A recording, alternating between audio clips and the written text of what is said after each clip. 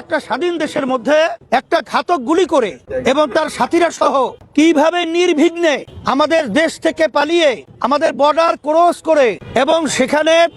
কাঁটাতারের বেড়াকে তিনি ডেঙ্গিয়ে কিভাবে উপরে ভারতে গেল,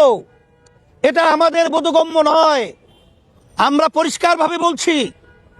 খুব অল্প সময়ের ব্যবধানে এই ঘাতকদেরকে এবং আন্তর্জাতিকভাবে বিশেষ করে আমি জাতিসংঘকে বলবো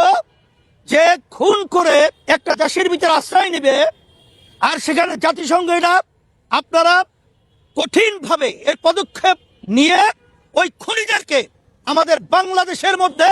আমরা প্রকাশ্যে বিচারের ব্যবস্থা আমরা বাংলাদেশের মানুষ দেখতে চাই। আজকে গভীরভাবে আমরা শ্রদ্ধা সহ স্মরণ করছি আমাদের দেশের গৌরব শরীফ ওসমান হাদি, যে বাংলাদেশের ভিতরে এই দেশ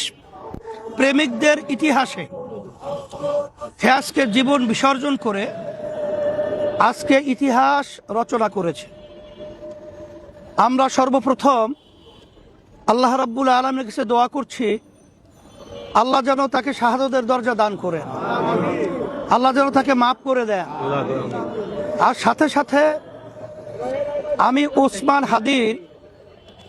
আজকে এই দেশের জন্য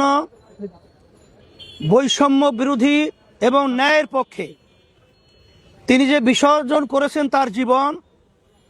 এর মাধ্যমে আমাদের সারা দেশের মানুষের কাছে তিনি চিরজীবন ইতিহাস হয়ে থাকবেন এবং দেশ প্রেম তার মাধ্যমে আমাদের মধ্যে যেটা উল্লেখযোগ্যভাবে আমাদের দেশপ্রেম আরও বেড়ে গেছে। এবং আমি সকলকে, বিশেষ করে বাংলাদেশের প্রতিটা নাগরিককে আমি অনুরোধ করব যে আজকে আমরা যদি সবাই দেশের জন্যে, ন্যায়ের জন্যে এবং ইনসাফ রক্ষার জন্যে আমরা যদি সব একাকার হয়ে যদি আমরা বুলন্দ আওয়াজ তুলতে পারি,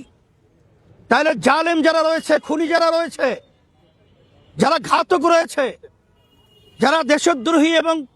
তাবেদার এই দেশকে গোলাম বানাবার যারা চিন্তা করছে, তারা আল্লাহর রহমতে আমাদের দেশকে তারা গ্রাস করতে পারবে না ইনশাআল্লাহ। আমি বর্তমান অন্তর্বর্তীকালীন সরকার সহ প্রশাসনকে বলবো যে একটা স্বাধীন দেশের মধ্যে দিনে দুপুরে এইভাবে একটা উল্লেখযোগ্য ব্যক্তিত্বকে গুলি করে পাখির মতো যেভাবে তাকে লুটিয়ে ফেলানো হলো, এখানে প্রশাসনের যে দায়িত্ব পালন করার কথা ছিল, আমরা হতবাক হয়েছি যে তারা দায়িত্ব পালন করতে অনেকাংশে ব্যর্থ হয়েছে। আমরা যেটা শুনছি যে একটা স্বাধীন দেশের মধ্যে একটা ঘাতক গুলি করে এবং তার সাথীরা সহ কিভাবে নির্বিঘ্নে আমাদের দেশ থেকে পালিয়ে আমাদের বর্ডার ক্রস করে এবং সেখানে কাঁটাতারের বেড়াকে তিনি ডেঙ্গিয়ে কিভাবে উপরে ভারতে গেল, এটা আমাদের বোধগম্য নয়। আমরা পরিষ্কারভাবে বলছি,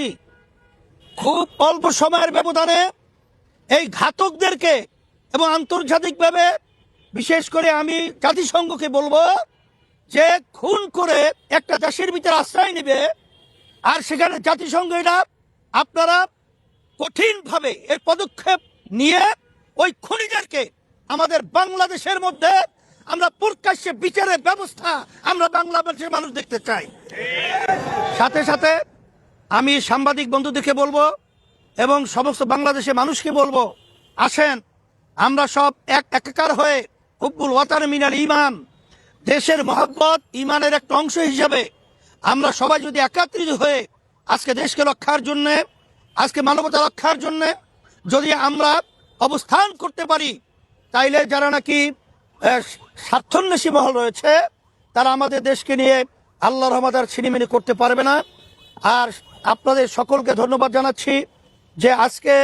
যেভাবে স্বতঃস্ফূর্তভাবে হাদির জানাজায় মানুষগুলো যেভাবে স্বতঃস্ফূর্ত উপস্থিত হয়েছে, এর মাধ্যমে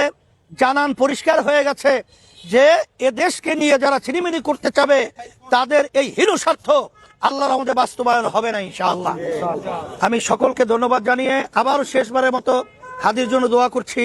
আল্লাহ যেন ওকে মাফ করে দেয় এবং শহীদের দরজা দান করেন।